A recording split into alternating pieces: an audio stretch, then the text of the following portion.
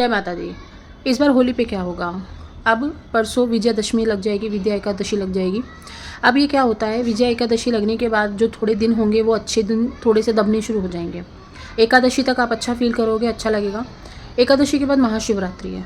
बहुत ज़्यादा हो सकता है महाशिवरात्रि जाने के बाद सब लोगों को स्किन प्रॉब्लम्स होनी शुरू हो जाए, स्किन से रिलेटेड इश्यूज़ आने लग जाए, इन्फेक्शंस होने लग जाएँ, या स्किन पे कोई रैशेज़ आना, दाने होना या ईचिंग की समस्या होना, ये बढ़ जाएगी। महाशिवरात्रि के बाद होली अष्टक लगेगी, दुर्गाष्टमी आएगी, उसके बाद भी एकादशी आएगी, उसके बाद आएगी होली, होलिका के बाद होली।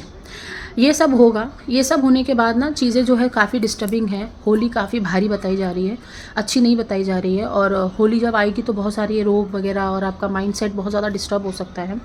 मैं उन लोगों की बात कर रही हूँ जो बिल्कुल भी किसी गुरु से जुड़े हुए नहीं हैं, अकेले हैं और अकेले जाप भी कर रहे हैं, या अकेले उनके हर साल उनके ऊपर क्रियाएं होती हैं। होली पे भी बहुत अच्छे चांसेस हैं कि हो सकती है, और इसीलिए आपका जो मूड है वो 15 दिन पहले से शुरू हो जाएगा डिस्टर्ब होना, क्योंकि महाशिवरात्रि के बाद से तंत्र क्रिया होनी शुरू हो जाती है, होली तक होती रहती है। अब मुझे बहुत लोगों ने ये कहा था कि हम जब क्लास में होते हैं तो हमारे पर क्रिया हो भी रही होती तो हम पे असर नहीं करती है। ये चीज़ को सोचते हुए होली पे मैं 3 दिन की साधना करवाने वाली हूँ बच्चों से, ताकि अगर किसी के ऊपर होली में साधना के दौरान अगर किसी के ऊपर तंत्र क्रिया करवाई भी जा रही है तो आप क्लास में रहोगे तो बच जाओगे। ऐसा होता है क्यों? क्योंकि जब दिवाली पे महालक्ष्मी की जब हमने साधना शुरू करवाई थी और बहुत लोग दिव्य दृष्टि वाले बैच में थे, वो दिवाली पे चल रही थी, उस समय बहुत लोगों के ऊपर क्रिया हुई थी, टोने टोटके हुए थे।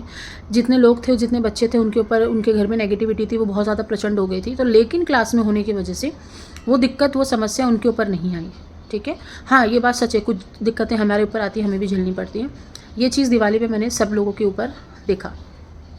होली पे भी होगा। होली पे भी जिन लोगों को लगता है कि भाई हमारे ऊपर, हम लोग सेंसिटिव है, हमारे ऊपर क्रिया टोना टोटका हम पे हमेशा काम आते रहता है, हम लोग हमेशा डिप्रेसिव मोड पे रहते हैं, हम लोग मूड एकदम स्विंग्स होने लग गए तुम्हारे, होली तक नोटिस करो।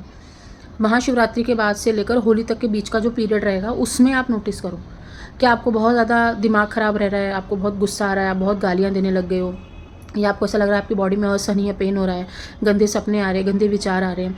ऐसा है तो होली आपके लिए बहुत ज़्यादा भारी हो जाएगी।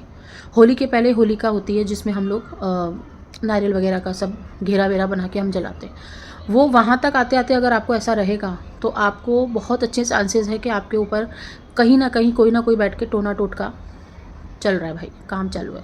तो ऐसे में आपके जो भी गुरु हैं आप उनके साथ जाइए, होली के समय पे उनके साथ कांटेक्ट में, या उनके साथ किसी ना किसी विजिबिलिटी पे अवेलेबल रहिए, या उनके साथ चले जाइए, या उनके दरबार में चले जाइए।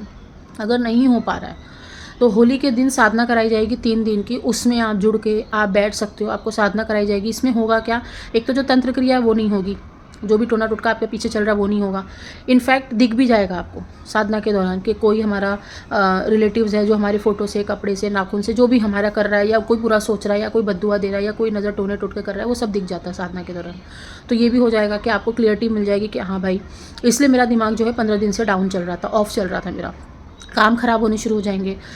होली के 15 दिन पहले से काम खराब होने शुरू हो जाते हैं, समझ जाना कहीं ना कुछ कांड हो रहा है तुम्हारे साथ। तो साधना में जुड़ने से, गुरु के सानिध्य में रहने से अच्छे अच्छे टोने टोटके खत्म हो जाते हैं, अच्छी अच्छी चीज़ें जो हैं वो नहीं होती हैं।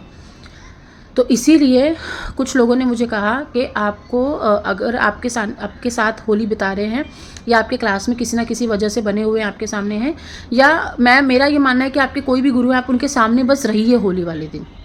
या मैं होली भी नहीं बोलूँगी, जितने भी बड़े बड़े त्यौहार होते हैं, दिवाली, होली, महाशिवरात्रि, नवरात्रि, ये सब आप अपने गुरु के साथ मनाएं, बहुत अच्छा रहता है। क्योंकि जलने वाले लोगों की ना संख्या बढ़ती जा रही है, आपके लिए जला जा रहा है, आपके लिए आपको कोसा जा रहा है, आपके ऊपर क्रियाएं की जा रही है, आपको टोने टोटके किए जा रहे हैं। कुछ नहीं होता तो इतनी गलत नज़रों से देख करके ही हाय बद्दुआ दे देते हैं कि बच्चों की तबीयत खराब रहती है।